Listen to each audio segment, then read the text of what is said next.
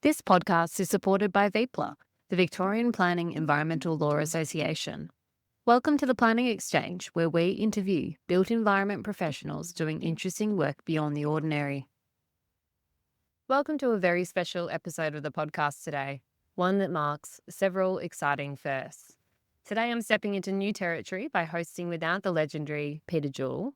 It's also the first time I'm joined by the brilliant Cam Alderson, who I'll introduce shortly. And perhaps most exciting of all, this is our debut video episode and our first release on YouTube. For those that haven't met Cameron Alderson, Cam brings over 3 decades of hands-on experience in property development and investment to Future School, a voluntary think tank exploring how technological and economic shifts are reshaping our cities and communities. Now semi-retired, Cam dedicates his time to connecting visionary thinkers and sparking conversations about the future. Through Future School's collaborations, including with PlanningxChange, he helps planners, community leaders, and investors navigate change and build resilient, thriving places. And today, we have the absolute pleasure of speaking with Cern Basher, President and Chief Investment Officer at Brilliant Advice. Cern is a financial advisor and an autonomous car enthusiast. And so why are we talking to a financial advisor, you might ask? That's a very good question, and one that I'll let Cam Alderson speak to. Thank you, Jess. Pleasure to be on the Planning Exchange with Cern. I was presenting at a conference not too long ago on a panel about the advent of the autonomous vehicle. It was a room full of very senior planners, lawyers, traffic engineers, probably about 500 of them. I did a poll. I did a little straw poll. I said, put your hand up if you think that the autonomous vehicle will be safer than a human driver in 2050. I got about half the audience. And then I said, leave your hand up if you think that'll be sooner, 2040, dropped down to about a third. And leave your hand up if you think it's 2030. And I was about 5% of the audience. And I finished, ironically, that was the day that Tesla, a full self-driving supervised, went live in Australia. And I said, I think we're all asleep at the wheel, pardon the pun. It's actually safer today. It's a worry because these are the decision makers planning long-term city futures. And it just prompted me to think, who can we talk to who can give us some reality check on how soon this disruptive technology is going to start impacting cities all over the world, in particular, in our case, Melbourne, but we've got an audience all over the world. And I just surmise that it's possible that all planning brains around the world are possibly just thinking, oh, I've heard it all before, it was going to be ready back then, and maybe it's never going to happen. And perhaps they're all thinking the same way and we'll all miss optimizing the opportunity because it will be dramatic, I think, in terms of how cities should plan. So hence we have reached out to you as a financial analyst who, as I understand, has built detailed financial models for autonomous vehicle industry widely. And I suppose in the first question, if that's the context now, are we looking at a genuine transformation of how cities work? Or is this just another technology that might take longer to reach mass adoption than initially promised? Yes. Thank you, Cam and Jess, for having me on this podcast. I think this is a really important topic that we all need to think about and encourage others to think about. But to your question, this is a technology that's going to completely change the way cities operate, look, sound, and we'll get into those details in a minute. And it's coming, I think, sooner than most realize. Now, like any disruptive technology, you may have heard about it a long time ago, and then it hasn't happened, and then it hasn't happened. The problem is the rate of change is not linear. The rate of change is an exponential. So an exponential curves, it's an S curve, and on the S curves, it's a slow ramp, and then it goes vertical. Whereas if it was linear, it would just be the stair step every year. And I think that's the problem. It lulls us into a sense of, oh, this is not going to happen. When in reality, you will wake up one day and all of a sudden, there it is. And we're seeing that now in the United States with the rollout of Tesla's robotaxi service and the new version now of Tesla's full self-driving, which I'm so glad that you folks in Australia now have an opportunity to experience that. The supervised version, but it is coming fast. And I think we're going in the next 2-3 years, it's going to be a worldwide phenomenon. I think you're right. I think from a tech perspective, as you say, this has been coming for such a long time. There's been discussions about this, and we've had discussions on this podcast since we started this podcast, which was about 2014. We were having a lot of conversations with people. And then it seemed like there were probably 5-6 years in there where there's been absolutely no discussion about it in our industry. And I'm not saying that hasn't happened outside of it, but certainly within our industry, I feel like there's been nothing said about it. There's been a little bit of talk about drone delivery and the use of drones and how we might enter that market from a planning and town planning perspective, but not a lot about driverless cars. So I think it's a really interesting one, and one that I really look forward to talking more about through this podcast. So in terms of the concept of autonomous vehicles, I think we can all agree that there's a huge advantage using that technology in our cities and how we build our cities. Do you think that autonomous vehicles will make cities better places? And if so, why? And what's the promise here for people who live and work in cities? Yeah, I think that's a very good question. Let me ask you, what do you dislike about cities today? And I think some of the answers would be it's noisy, pollution, congestion. Some of those things I think would be at the top of the list. And so autonomous vehicles are the combination of electric vehicles, which are they don't pollute. They're very quiet. And then the autonomous feature, over time, as more and more of the vehicles become autonomous, the congestion problem should just fade away. Because eventually the vehicles will just all communicate with themselves. You won't even need traffic lights at some point, right?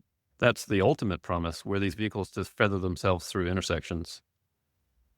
Now, as long as there's human drivers on the road, that can't happen, obviously. But at some point, it has the promise, I think, of making cities so much more livable, so much more enjoyable. Now, there's two components to this, because if a city is more livable and more enjoyable, then being downtown, living in a central core may be more appealing.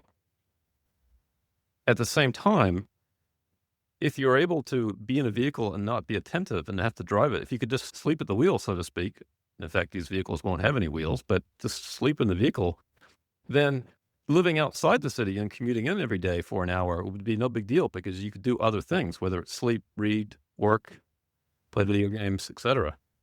So it's going to totally change the way that humans spend their time and think about where they want to live. And I think it has the promise of making cities really quite special. I think this is an opportunity for cities to really set themselves apart and create beautiful living spaces for their citizens.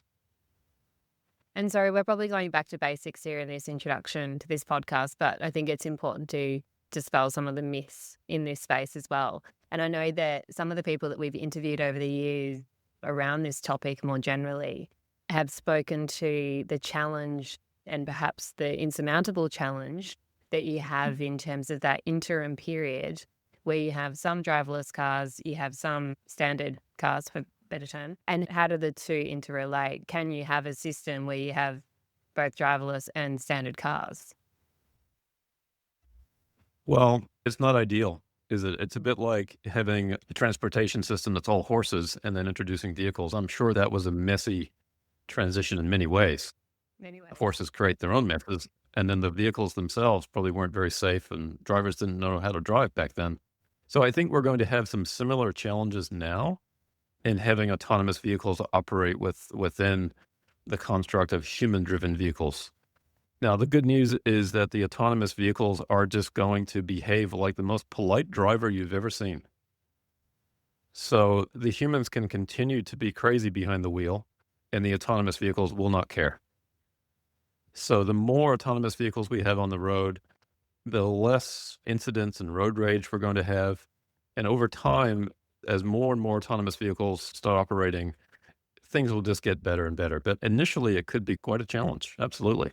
And I think one of the other things, and Cam, I'm sure you've probably heard this argument before as well, that there's always been this talk of, yes, driverless cars might make the cities better. It will reduce the pollution and do all those other things that we've spoken about.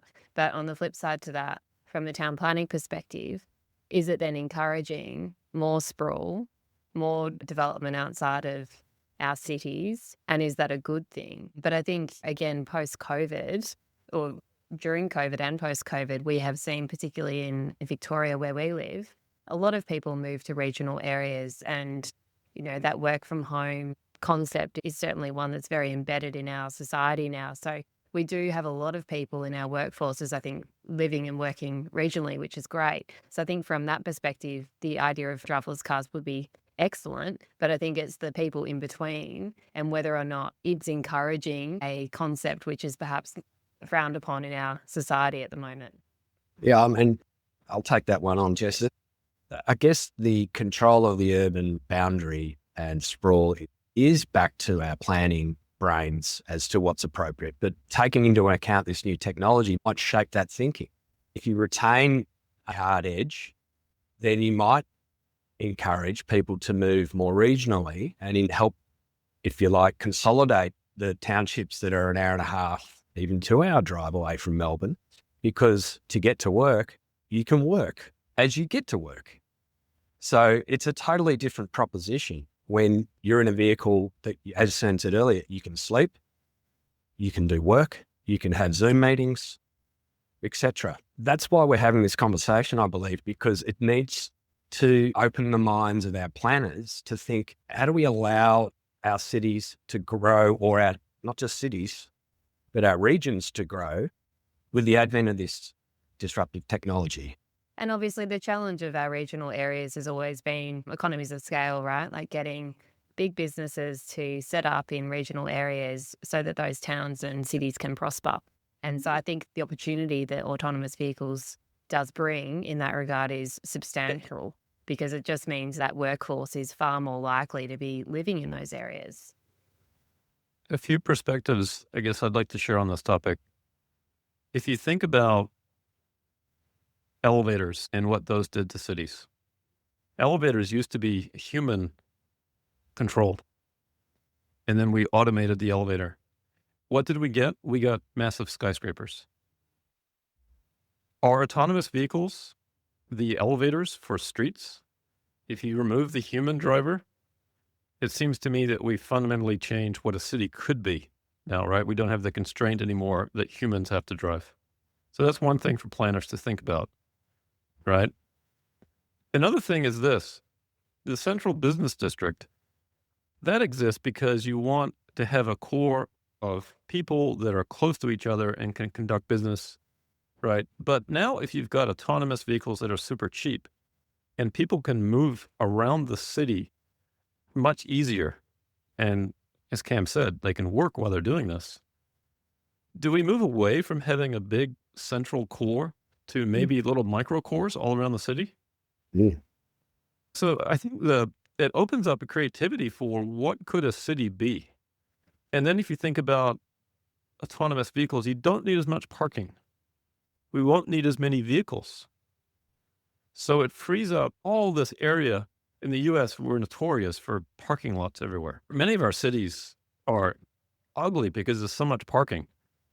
And a lot of the buildings actually are spaced quite far apart because of the parking lots that are required to be there.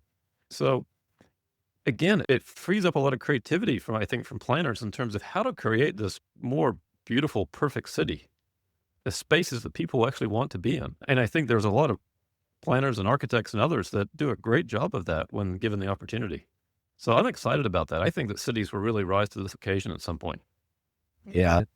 Greener our cities would be if all of our parking lots were covered in a green space and canopy. Now, Cern, that paints a lovely vision of the future, and let's try and bring back to adoption and timelines to the best of your ability to. It was probably one of the core things I wanted to get from you is your thoughts on when should city planners expect this technology to meaningfully change how people move around cities? Are we talking now, 5 years, 15 years? And how could you give some confidence to whatever that time frame is in your mind that this time, the old famous, this time it's different, it's actually going to be this time? Yeah. There's 3 components to this. One is the technology. Do we have the technology to create self-driving vehicles? The answer now is a resounding yes. It exists. The vehicles are already safer than a human. It's a matter of now of implementing that. The other factor has been cost. cost of making an electric vehicle now is at the point where it's actually cheaper than making a regular gasoline-powered vehicle, internal combustion engine, and continuing to go down. Battery costs are declining and other parts of the vehicle are declining. So we've got the technology and we've solved the cost. Now it's a question in my mind of the regulatory environment. Ideally, you want to have a regulatory environment that works one way in every country. You don't want each state or each city setting their own rules.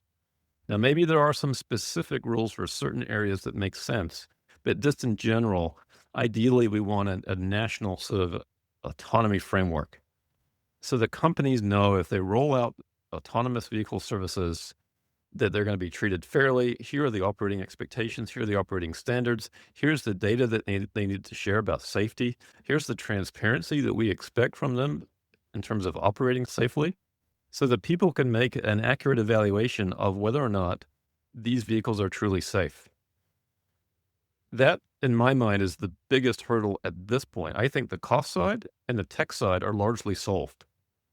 Not perfect, and that they'll be improving the technology for years to come.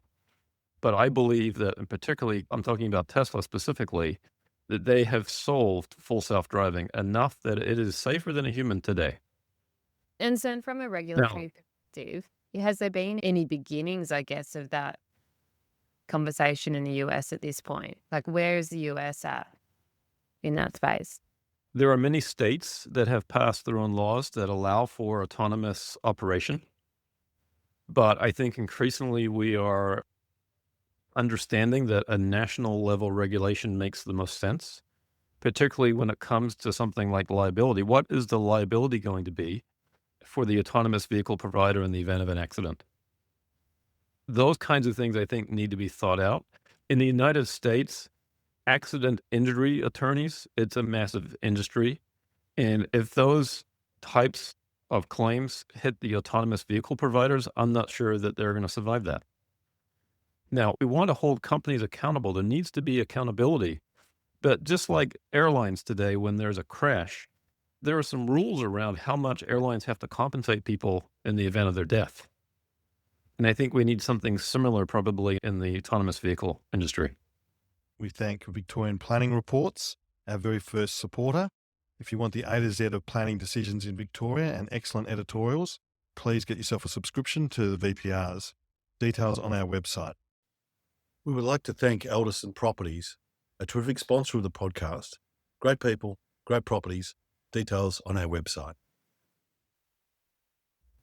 So coming back to the timeline, when is this real for us? As I see it, there's taxis and Ubers is a first disruptive phase. Then I'd say the second disruptive phase is the second home vehicle, probably is the next to be knocked off. When do you see this, city by city or broadly? Yeah. Jess, if you could just pull up slide 5, responding here. In the United States, we're going to be rolling out city by city. Tesla, I'll talk about Tesla as an example, but there are other companies like Waymo and so on. But Tesla, for example, is already operating in 2 cities, Austin and the Silicon Valley, San Francisco Bay Area. So we're going to see them roll out to more cities between now and the end of the year. Elon recently said 8 to 10 cities. We're going to see them expand the service area. And as you roll out into more cities and expand the service area, the cost per mile will come down. Initially, they're going to go after the ride-hail market, which is a fairly costly way to travel. Let's say $2 to $4 per mile on average, sometimes more. And that is a $134 billion market. And then on this chart, it's showing you as you drop down the cost per mile, the market becomes larger and larger. Eventually, you get to the point where the cost per mile is less than if the personally owned car that you own. Now, you're asking me about timelines. I'm not dodging the question. This is the question. We don't know exactly what the timeline is, but we can see Tesla already starting on the left side of this chart. Elon has talked about $1 a mile, essentially, which gets them into some pretty attractive market opportunity. The problem is now they just don't have enough vehicles in operation in enough cities. But with some regulatory movement, with just starting small services in the cities, I think things could pick up steam pretty fast. And there's no reason to extend that to Australia. You now have supervised FSD. I'm not sure what the regulatory framework is for autonomous vehicles in Australia at this point, whether the national government has done anything or whether they're leaving it up to the states. The latter. Okay. So that would be an impediment potentially. I don't know Yeah. if, but has there been any progress on this on a state-by-state basis that you know of? I don't think there's even progress at a state level. I do know that they've approved full self-driving supervised, and that is Australia-wide. So that is a first step in a national approval framework to allow it to occur. And that took a while. What does that mean exactly? Maybe that's a question for Cern. Tesla has this software that allows the vehicle to operate autonomously. It's a vision-only system. It just operates with the cameras, bringing in the images. It processes those images on board on the FSD computer, and it tells the car how to drive. Essentially outputs steering angle and accelerator and braking. Per the rules, a human has to be behind the wheel to supervise the operation of the vehicle and be ready to take control at a second's notice, essentially. So the car is doing the work for you, but you are required to be there and be actively participating. Tesla's cars actually have a camera inside the cabin that looks at your eyes to see if you're actually looking at the road and not, for example, just sitting behind the wheel, it's actively looking at the road while you're going down the road. And so, Cam, in terms of what we see in Victoria or Australia, that's the version of Tesla that we're seeing. Yes. Whereas in the US, there's one addition past that with the robo-taxi where they have what I refer to as a spotter in front passenger seat. It's a bit like someone doing weights and then someone's spotting them. In case they fail, they can grab that bar and put it on. It's like a spotter. And so the car, there is no one sitting in the driver's seat. There is someone spotting. And this is a risk mitigating measure in the initial rollout for ultimately, and I think Elon said the other day, the earnings call, that he anticipates in Austin, where they first launched this, the spotters to be in part removed. So that is a huge milestone if that happens. Yes. And Tesla is rightly being very cautious about removing those spotters or those safety riders. Some call them safety drivers. They're not technically drivers because they're sitting in the passenger seat. And all they can essentially do is press a button that forces the car to stop or pull over safely. That's all they can do. So the cars ultimately are operating fully autonomously at all times. And I think it's just a matter of the company getting comfortable that in the areas where they operate, the vehicles are behaving as they expect. Now, the good news is they're constantly iterating on their full self-driving software. We're all anxiously awaiting version 14 here in the US. Now, certainly those robotaxis has probably been using that version of the software since the beginning, but we are all beta testers. We're all anxiously awaiting to get to experience version 14 ourselves. And some people have it, and we're hearing some amazing things about how it's improved over version 13. So we've spoken a little bit about the regulatory environment, and obviously that seems to be the biggest impediment, I think, broadly speaking, in terms of getting or seeing some of this technology being rolled out more widely. Are there other things that support the growth or which hold it back that we haven't spoken about? I think one thing that supports the growth is, again, the cost advantage. The economics of taking a human out of the vehicle are actually quite stunning, whether you're looking at Uber or taxi service. And so we can talk a little bit about that in detail if you'd like to. Also for automobile makers, instead of selling a car and let's say they make $5,000 on selling a car, if they instead sell it to themselves and put it in their own fleet, they could make, let's say, $25,000 to $30,000 a year for the life of that vehicle. So that vehicle could be more than 10 times more profitable, could be 25 times more profitable than just selling a vehicle to somebody. So those kinds of economics could really drive the industry into this model, right? Now, so far, Tesla is really the only automaker that's really gone down this path, with the exception of a few Chinese companies that are trying to as well. In the Western world, really just Tesla. Google has Waymo, but Google doesn't make their own cars. They're relying on their OEM partners. So the economics of it, I think, really make a difference. The other thing that I've noted is that, let's say Tesla is, for some reason, constrained by, they can't expand beyond Texas and California and maybe a couple other states.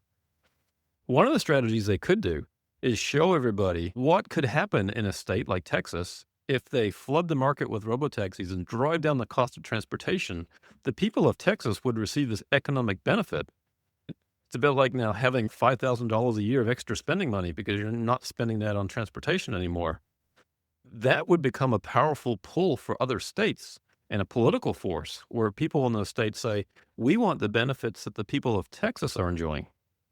Bring this to our state. Look at how much safer. Look at how many less people are going to hospital and dying. Like that kind of data is going to be available. We'll be able to see what the impact of autonomous vehicles truly are. And so eventually, I think this all solves itself. The question is, how long does it take? And what about in terms of infrastructure costs? Surely there's going to be additional infrastructure that is required to be implemented to see this rollout occur. Is that right? Yeah, I think so. I think that initially it's not like we need new roads. So we're not talking about billions of dollars. We're talking about millions or perhaps hundreds of millions. So I think the curb becomes the most valuable real estate. We need effective pickup and drop off zones. If people don't need to park the car, they're going to ideally want to be dropped off right in front of their destination. So city planners need to start thinking about how to design the streets for that flow of pickup and drop off at the curb. So that's going to be something I think really important. And in relation to that is then how do you repurpose parking areas that we may not need as much of? The problem is in the early days of this, you're going to have still many more human-driven vehicles than autonomous. So it's going to be a little messy in the start, but eventually I think cities will understand that they're going to be much more desirable and livable if they fully embrace this autonomous future. Not to mention safer for everybody. I think one fact that I'd just like to share is that there's about, in total, somewhere between 14 and 18,000 combination of taxis and Ubers running around Melbourne at any one time, any one day. So let's call it 15,000.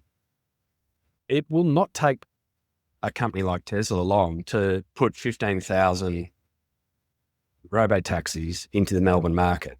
That's right. That won't take long at all. And if they do that in accordance with this chart at $1 a kilometre, that's 3 times cheaper than what you pay today, and then heading down. So there's this sort of, as you said, it's exponential. There's like a tipping point where it just, bang, it's not that hard to flood the market and replace taxis and Ubers with this system. And it's amazing too. It causes a cascade of events, right? And we've already seen this in many countries, particularly Norway, which is on the leading edge of EV adoption. As EVs are adopted, you need fewer and fewer gas stations. So right now we have a gas station on every corner, pretty much, right? So eventually all that infrastructure needs to be repurposed. The opportunities here for city planners are on multiple levels, multiple opportunities here to really change the way the city is structured. But they really have to think about sort of everything and what all the different implications are here. Let's test the implications to public transport soon. How do you see that being impacted?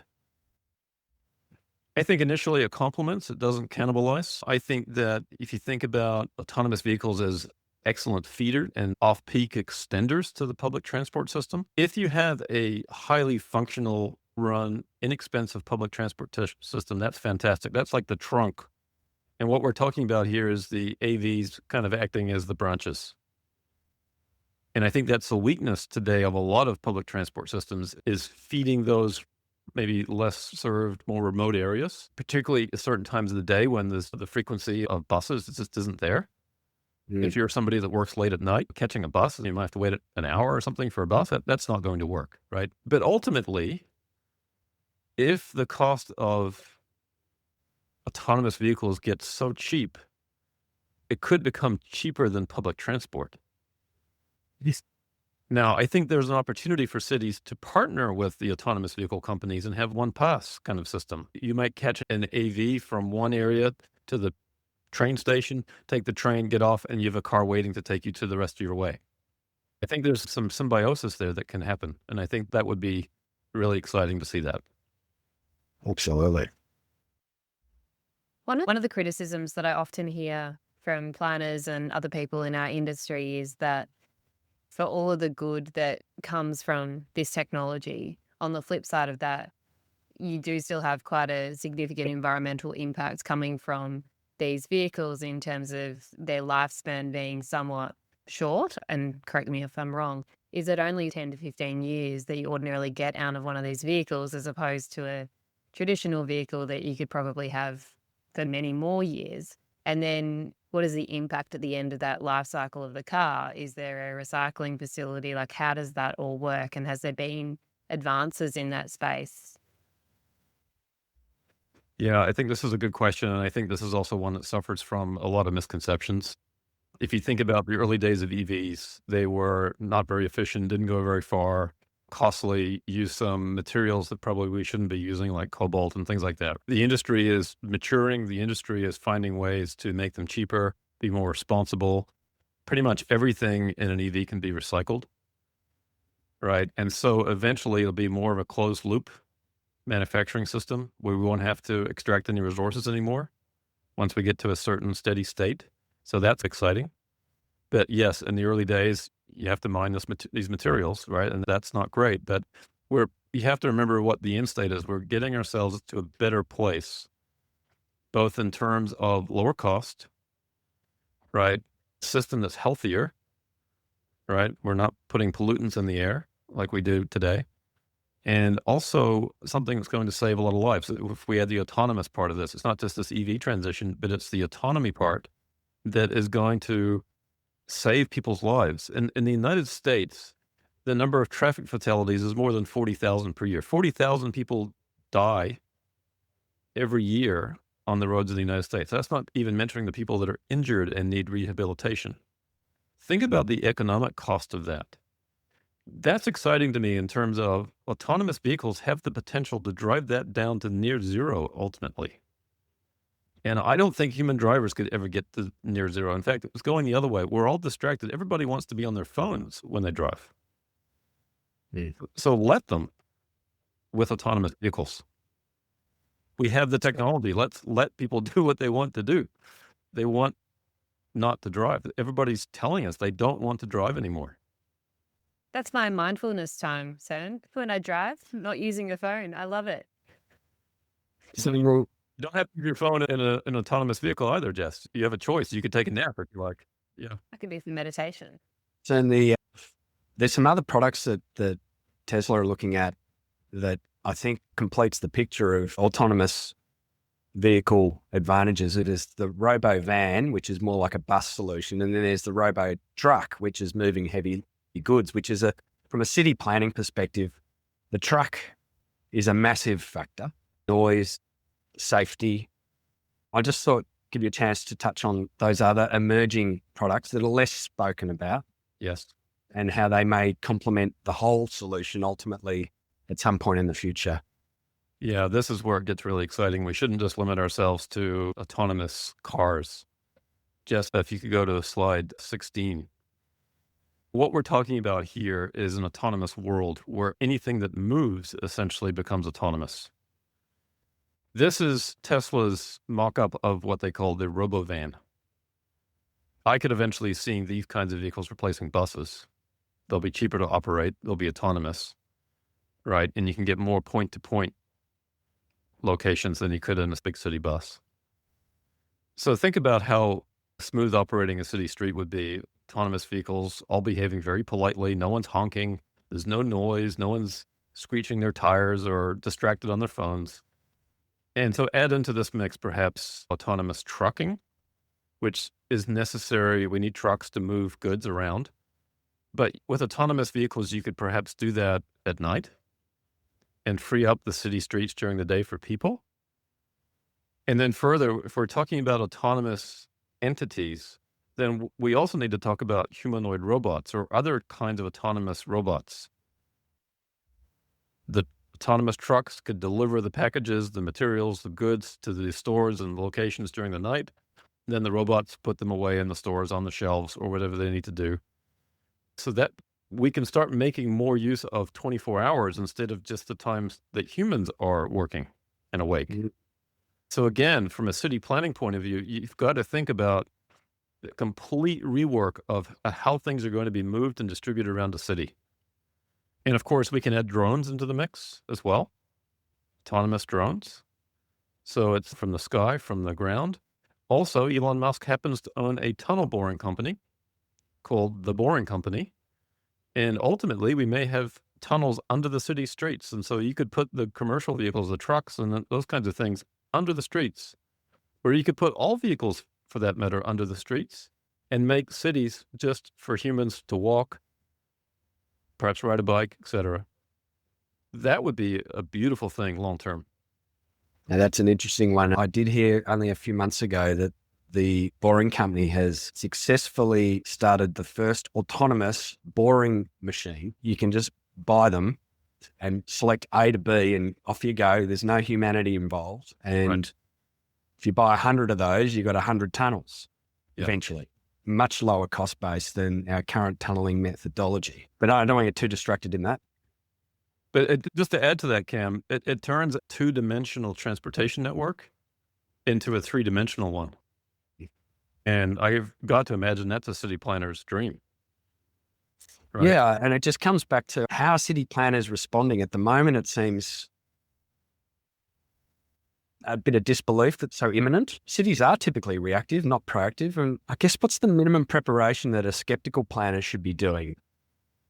I think, first of all, it's recognizing this is coming, right? To essentially, not to offend anybody, but to get our heads out of the sand and recognize that this is coming. It's getting up to speed and familiarizing yourself enough with the technology and what's happening here. This is coming and it may come faster than you realize. So if that's the case, if you accept that, if you're willing to go there, then you need to start thinking about what the implications are and what your city should be doing. So you need an autonomous vehicle ready policy of some sort. How are you going to handle the drop-offs at the curbs? Are there going to be certain zones? There's all these details that need to be thought through. Parking. If you are building facilities today and you're requiring certain minimum parking spaces, I think you need to start rethinking that, because that infrastructure is going to need to change at some point because we won't need as much parking. These autonomous vehicles will just keep moving. There's no need to have them park on a busy street. Now, we might park them temporarily in other holding locations, but those can be away from the downtown core or some other convenient location that's much quieter. We need to think about zones for cleaning and maintenance for these vehicles and how to make that efficient. So there's lots of different things to start thinking about. Who's in charge of that? I guess that remains to be seen, but we're going to have to go down that road eventually. And the sooner that people in each of these cities start to think about it, the better off they'll be and the more prepared they'll be when it happens. And potentially then the least number of problems will occur. Because you don't want to end up with a situation where you're putting, if you think about these scooters that people could rent, right? And we've got city streets in some cities just littered with these scooters. To me, that wasn't a very well thought out implementation. And we don't want to have the equivalent of that for autonomous vehicles where everybody's frustrated with these autonomous vehicles that are clogging the curbs and no one can move because you're waiting for pickup and drop off. And it's dangerous because people are getting into the vehicle on the wrong side or whatever it is. There's all these things that need to be thought through very carefully. And that's where that interim period, I think, between them arriving and the traditional cars being moved out will be really tricky, because I think there will be a lot of challenges, a lot of frustrations in that interim period. Yeah. From a government perspective, who have to fund trunk road infrastructure, do you see a material cost saving in terms of being able to defer some of those expansion requirements that with the current mode of transport is a huge budgetary burden on governments, and hence a lot of city planners want to stop the sprawl because ultimately it's just adding more road infrastructure costly. Is it true that through the autonomous vehicle, we get more out of the existing infrastructure and we don't need to expand as much and can save some money at a government level? I think ultimately that's the case. I worry a little bit in the near term because we're still going to have the expansion probably of the number of human-driven vehicles if cities are growing. And then autonomous vehicles are going to start creeping into that and are going to take sort of market share away from human-driven. Initially ride-hail, then taxi services, and then eventually, human-owned vehicles, privately owned vehicles. The question is then, how long does it take before all that starts to play out, where very few people will decide that it's economical to own a vehicle? If the convenience of a robotaxi is there, if it's super cheap, then most people are going to make the economic decision. And I'm very confident about this. Once the unit economics is there, people are going to make the right choice and they're going to save that money. If you could save $5,000 or $10,000 a year, who wouldn't? To not have to drive, to be able to sit there and relax, eat, sleep, work, And be safer. that is a slam dunk of a choice for any consumer. I see road networks, the analogy for me is a bit like the energy in the grid. The grid needs permanent power to handle the peaks. And then off peak, there's all this latent energy that's evaporating. Same with the road network. And so I do see when the scaling of this and the adoption hits a certain tipping point, I do see a spreading of the peak load. Businesses might be far more willing to spread the must be at work at 9 because you're working in the car on the way. It just spreads that load. That's right. And also think about other things that go on in cities. Package delivery. Why do we do that during the day? We do it during the day now because we need humans to do that work. But if that can be done autonomously overnight, then we say, okay, the policy of the city is all packages must be delivered between midnight and 5 a.m. And then that goes to where do they drop that item and how you're planning for that, like this pick-up drop-off zones. The other part, though, that we're doing a lot of the loading and unloading during the day because of noise concerns and noise issues. So again, if you're taking that away, you're not having that traffic noise and the trucks unloading and the beeping and what have you, then that's a much easier thing to be doing at night as well. Potentially. You're right. There still could be some noise from some of that activity, but it would be a lot less than what it is today. I think it also raises some really, and Cam, I'm sure you can attest to this as well, it raises some really interesting points around property value as well, particularly in Australia, and I'm sure the US is quite similar, that the areas in which we as town planners are typically encouraging growth and density to go is ordinarily on main roads, which is interesting when you consider some of the health implications that come from being in close proximity to huge amounts of air pollution. So removing that aspect from it or significantly reducing it through autonomous vehicles, what that does to property values along main roads, does that bring them back in line with the remainder of our developable area? It will be very interesting to see how that plays out. I think that's a really good point, Jess. Just before I've got a slide on that, just before we do that, if you just go to the next slide here, I just want to point out one interesting impact of autonomous vehicles in cities. New York City, I think, generates something like 300 million, maybe more, in parking ticket revenue every year. It's a lost revenue for cities if they're not writing parking tickets. If you're not parking on the street anymore, right, and running the meter and then you didn't feed the meter, there's no parking revenue anymore for a city like New York. Anyway, that's one minor point. But to the point about emissions, it's estimated that in the United States, it causes about 10,000 deaths annually from vehicle emissions. And I think you're right. If you can reduce emissions and make cities healthier and save these lives, it also improves real estate values in the areas that would currently affected by high emissions along major arteries. Absolutely. So again, this is information from ARK investment firm in the US. So electric vehicles don't need as much braking as typical vehicles. Brake dust is also not a very healthy thing. So if you have vehicles that can move around and not use their brakes as much, that's also better for everybody. So there's all kinds of benefits. Thank you. We're starting to get to the end of one. We typically try and keep these to an hour, Cern. Is there anything in particular I think we've missed that you'd like to bring up? I think if we can just maybe go back to the second slide, the detail of the robotaxi implications, let's just make sure that we review that. I think there's a few things perhaps we haven't talked about yet. Some things are obvious and maybe some things are less obvious. So I tried to break it down into what I call first, second, and third order effects. I think this is perfect, but I think it's one way to think about this. First order effects, it's a new business model for the automakers. Instead of selling a car and making a little profit, they can put it in a fleet and earn recurring revenue. Tremendous. It undercuts rideshare, no doubt about it. Take the human out of the loop, you're going to undercut existing services. It also eventually will reduce vehicle ownership. And in the US, we talk about the magic 70 cents or something per mile. It's actually probably more than that. It's probably over $1 per mile before it would undercut vehicle ownership. But eventually, I think we'll probably get to something like 25 cents a mile. That savings is going to create economic stimulus for the rest of the economy, which is exciting.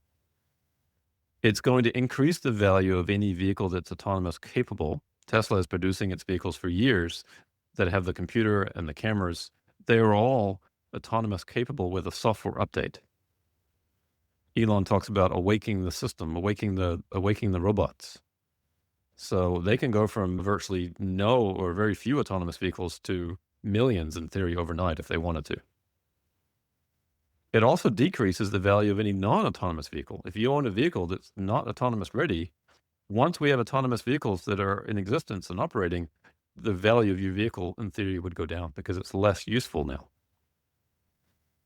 Second order effects. As automakers start to make less and less autonomous ready vehicles, they get a diseconomy of scale. We always think about economies of scale as companies make more and more.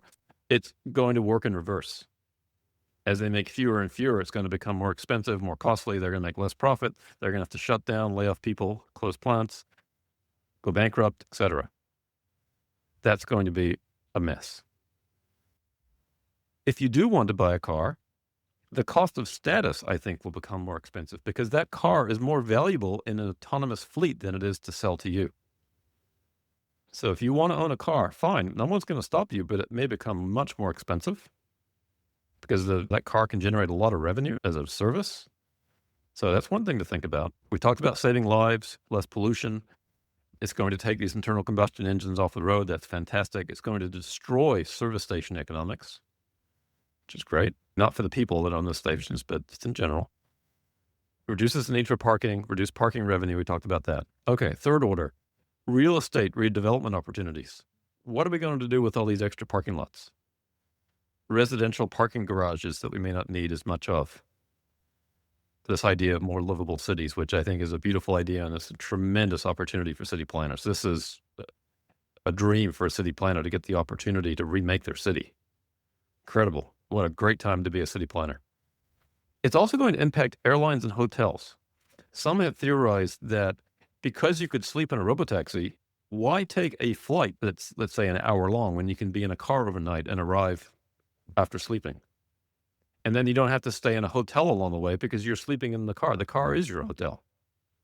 So that's interesting too. We talked about reducing healthcare costs, impacts accident injury attorneys. We don't need as many of those folks, particularly if we get national legislation. We don't have an accident injury attorney for the airline industry, partly because there's not many injuries, but also partly because we've got a good framework. We're going to have faster, more efficient transportation. And the one thing too I want to mention here is that these cars are collecting data all the time that actually can be fed to the city. The city could actually instantly know when there's a pothole or some other problem in the roadway without hiring anybody. These cars could just instantly detect and report to the city that there's a problem on the street. And that's amazing. They get real-time information. The data sharing that can happen here is quite exciting. It's also a little scary because they could actually track everybody in the city. There's some downsides to data sharing. Productivity booster, you can do whatever you want in the car. You can work, you can sleep, you can play. Fantastic. And then the most exciting thing for me as a financial guy is it becomes a platform. It's not just about moving humans around more efficiently, but it's a platform for other services. We talked about one of them, and that's delivery of packages and food and other things. It also becomes an advertising platform. You're in the car. Do you want to pay today or do you want a free ride and be subject to advertising? That may be a choice. You go to a new city.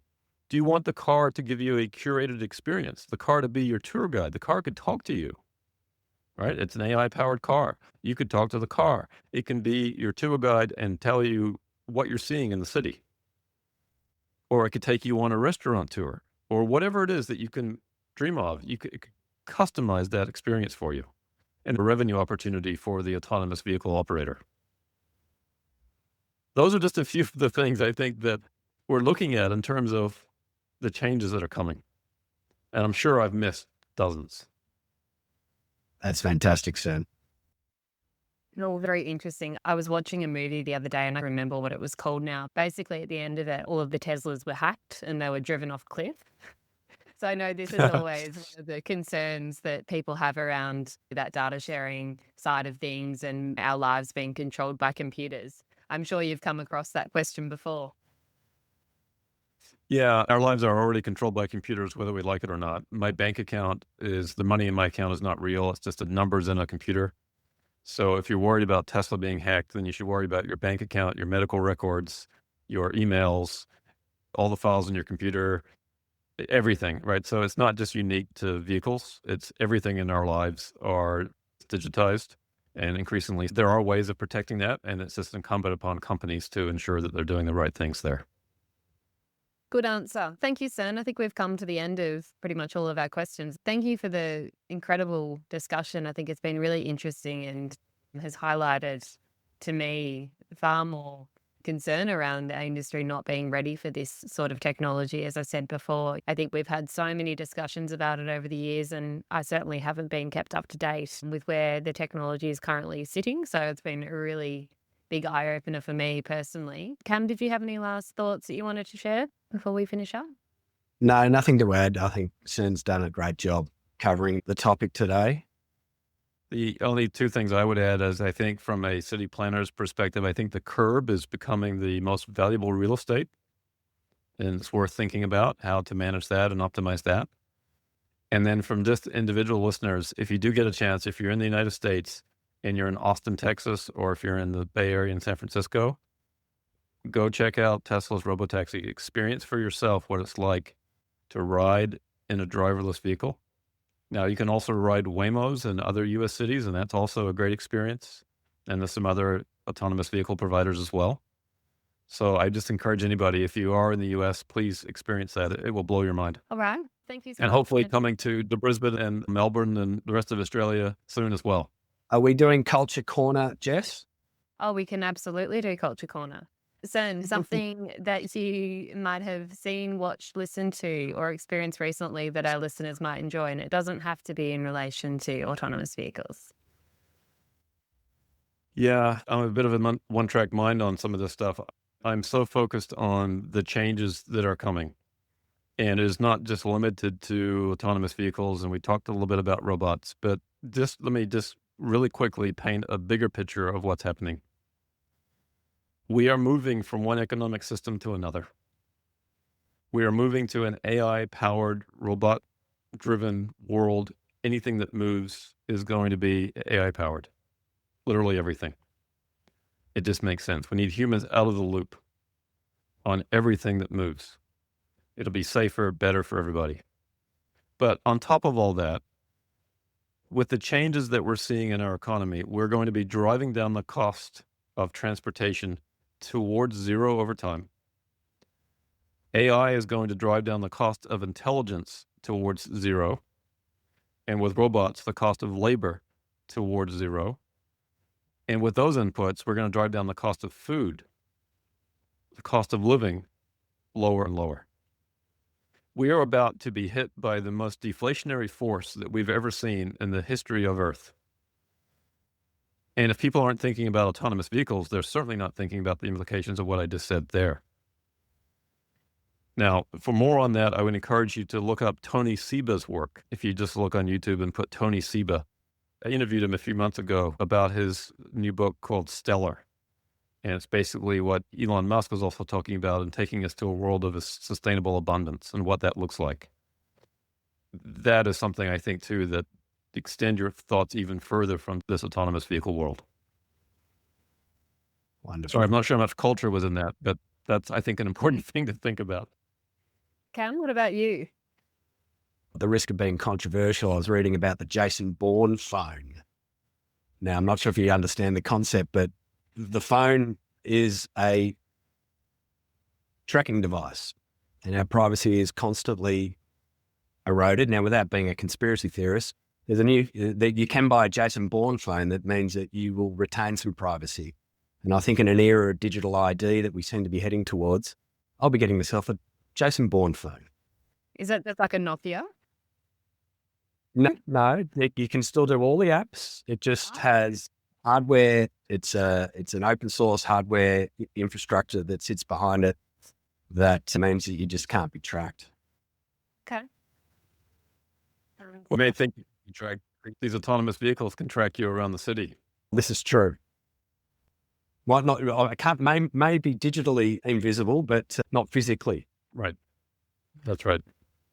Mine is, and I mentioned this probably 12 months or so ago on the podcast, I've taken up Duolingo again and am relearning Italian. And the funny thing about it is this conversation about tracking. I stopped doing it probably 6 months or so ago, and I'm just being harassed on a daily basis by that annoying little bird saying, come on, you haven't done your practice. Come on, I'm feeling sad. Where are you? Oh, it's working because I've taken it back up again. Oh, legit. Just wait until there's a Anyway. physical robot in your living space know. that bothers you in the same way. Tapping me on the Yeah. shoulder. Yep. All right, wonderful. Thank you so much, Cern. That's been such a enriching discussion and will be of real interest, I think, to a lot of our listeners. So I'll be really intrigued to see what the feedback is, particularly from our industry. And we look forward to hopefully hosting you one day in Melbourne if you ever get out this way. I would welcome that opportunity, and thanks for having me on. And I'm honored to be the first guest on your first video show. That's really exciting. So I've really enjoyed the conversation. Thank you very much. Thank you, Shane. Thanks, Jess. And thanks for listening. If you would like to hear more of our podcast, hit the follow button on Spotify or the like button on SoundCloud or the subscribe button in Apple Podcasts. Please also visit our Instagram page, LinkedIn, or website for behind-the-scenes footage of our podcasts and to get the latest on upcoming or recently released episodes. If you have any suggestions or feedback, please get in touch via our social media channels or by emailing planningxchange@gmail.com.